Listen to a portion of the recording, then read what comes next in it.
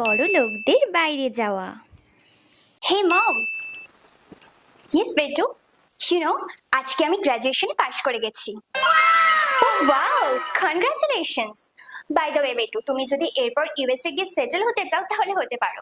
আমার আর তোমার পাপার no problem. Oh thank you so much mom. ও আমার না এখনই বেরোতে হবে, অ্যাকচুয়ালি আমার ফ্রেন্ডসরা ডিসকোতে ওয়েট করছে। Okay see you mom, bye by.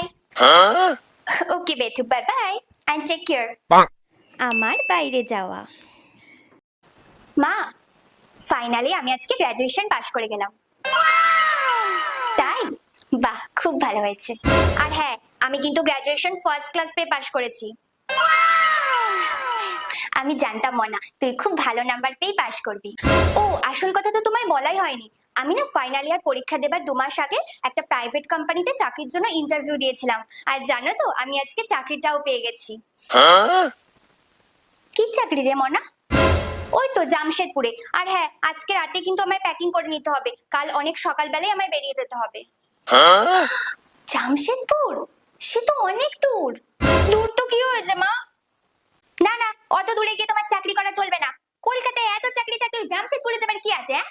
শোনো, ওই দুটো পয়সার জন্য বাইরে গিয়ে তুমি পড়ে থাকতে পারবে না, ওইসব জায়গায় কোনো চাকরি হবে না। কলকাতায় চাকরি দেখো, জামশেদপুর যাচ্ছে।